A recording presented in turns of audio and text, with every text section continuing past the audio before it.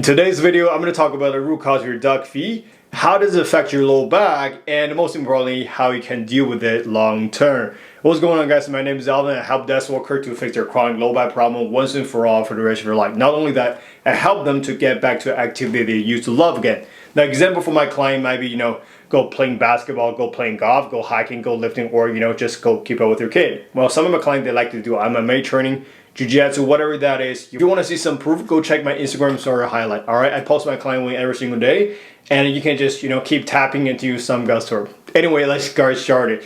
Now, the duck feet is not necessarily bad if you don't have any pains. All right, it's just a compensation strategy that most people use in their daily life to first preserve more energy, and second, help us move forward in space.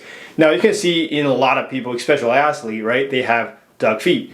Now, if you don't have any pain, that's cool. But if you do have pain or discomfort around your low back, around your knee, around your foot, and doesn't matter what exercise you do, you can't get that long-term relief, you need to pay a really, really close attention on your foot. Now, almost every single person walks with one foot turns out, or at least turns out a little bit more than the other. Now, the reason for this is just people are trying to find a strategy to push themselves forward in space, and people just trying to find what they don't have. Now, let me explain this. Now, when we move forward in space, we have to create some strategy of propulsions. Basically means we have to go from here to here.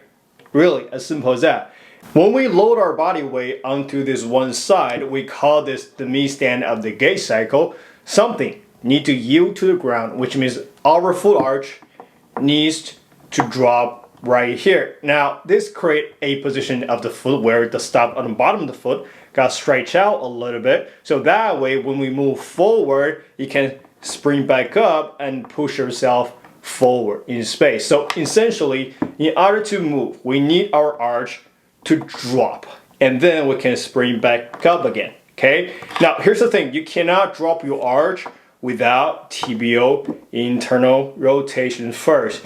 Your tibia has to internally rotate it before you drop your arch. Okay, I'll say this again. Your tibia has to internally rotate it before you drop your arch.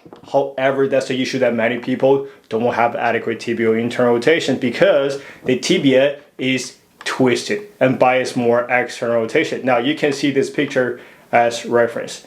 This means that for those people, their tibia bone cannot properly internally rotate it to allow them to drop their arch properly. So, what will people do? Well, if I don't have tibial internal rotation and I cannot drop my arch properly, I still have to walk, right? So what will people do in this context is instead of bringing the tibia into this internally rotated position and drop their arch, what they're gonna do is they're gonna turn their feet out. And that's going to give them a strategy to fake this internal rotation of your tibia and pronation of your foot.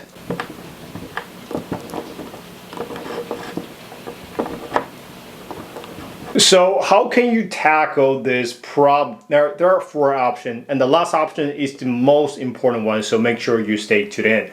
Now, the first thing we're gonna do here is to make sure that we have adequate internal rotation around our tibia. That's the first thing we're gonna do. A good example will be tibial untwister self-mobilization, internal rotation focus. Now, by doing this exercise for about 2 weeks, and then now we're gonna do here is we're gonna couple that internal rotation of the tibia with a genuine foot pronation drill. That way, we can get them to work together. A good example will be introductory pronation drill.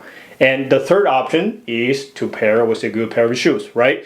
A good pair of shoes can be a game changer for a lot of people. Now, I know you may have questions about, what kind of shoe you need to choose. What about barefoot shoe wear? Now, I can talk about this all day, but I can't cover all of them in this one video. I have another video that talk about shoe selection, what kind of shoe you need to choose.